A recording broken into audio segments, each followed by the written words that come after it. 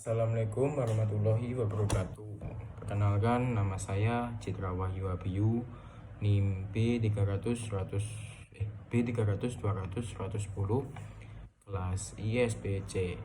Di sini saya akan mempresentasikan tugas makroekonomi yang ini. Landasan mikroekonomi. Dalam mikroekonomi menurut Franco Modigliani, Fisher, Milton Friedman. Kalau menurut Franco Modigliani, hipotesis daur hidup. Kalau menurut Keynes, konsumsi sekarang bergantung pada pendapatan sekarang. Jadi kalau menurut saya itu konsumsi yang konsumsi yang dilakukan sekarang itu sesuai dengan pendapatan yang kita dapatkan dari kita bekerja.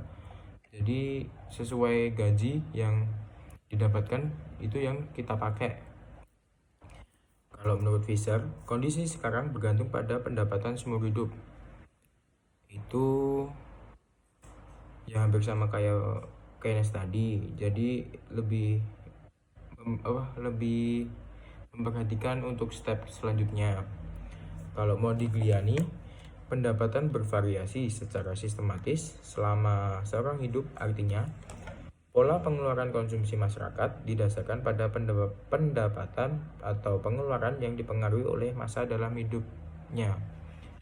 Jadi kalau menurut saya Modigliani itu pendapatannya itu bervariasi. Jadi misal saya jajan habisnya segini, itu untuk memprediksi buat kedepannya atau bisa menabung atau gimana gitu. Hipotesis T itu umur, W kekayaan, kalau R jumlah tahun sampai pensiun, Y sama dengan pendapatan tahun hingga pensiun. Asumsinya tingkat bunga sama dengan 0, konsumsi smoothing optimal. Fungsi konsumsi itu C sama dengan rumus fungsi konsumsi yaitu C sama dengan W plus RY atau T konsumsi individu. C sama dengan I garing T W ditambah dalam kurung E garing T Y. Example-nya T sama dengan 50, R-nya itu 30, C-nya itu 1 dalam kurung 50W plus 30 garing 50Y. C itu dijadiin 0,02W plus 0,6Y. Artinya tambahan pendapatan sebesar $1 per tahun akan meningkatkan konsumsi sebesar $0,2 per tahunnya.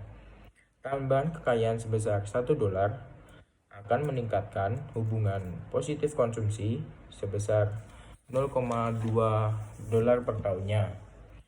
Implication, fungsi konsumsi dalam hidup menyiratkan C garing Y sama dengan A dalam kurung W garing Y plus 6. Di rumah tangga, pendapatan bervariasi lebih dari kekayaan di rumah tangga, sehingga rumah tangga berpendapatan tinggi harus memilih APC rendah daripada rumah tangga berpendapatan rendah. Bagaimana perubahan kekayaan menggeser fungsi konsumsi? Jika konsumsi itu bergantung pada kekayaan, maka peningkatan kesejahteraan menggeser fungsi konsumsi ke atas.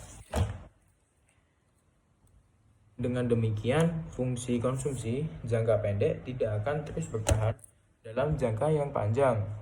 Konsumsi, pendapatan, dan kekayaan selama daur hidup. Seseorang bekerja, mereka memiliki income kan? Nah, jika income-nya itu meningkatkan kekayaan, menumpuk sampai titik paling atas. Kemudian setelah masa pensiun, kekayaan akan berkurang. Ketika akan melangsungkan kehidupan, mereka harus mengambil dari uang tabungan. Jadi itu selama hidupnya sebelum pensiun, dia itu mencari uang sebanyak-banyaknya untuk mengisi tabungannya itu untuk kehidupan setelah pensiunnya, untuk menikmati masa ritual lah kayak gitu. Jadi rajinlah menabung. Habis itu sampai mana ya tadi ya? Oh ini, Milton Friedman dan hipotesis pendapatan permanen. Fungsi konsumsi yaitu Y sama dengan Y pangkat T plus Y pangkat T. Y-nya itu pendapatan saat ini yang terjadi. Kalau Y pangkat T-nya pendapatan permanen yang sampai seumur hidupnya.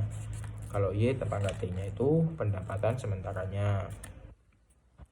Gaji karyawan tetap, pendapatan permanen, bentuk pendapatan yang berbeda, keberlangsungan hidupnya juga berbeda. Selanjutnya,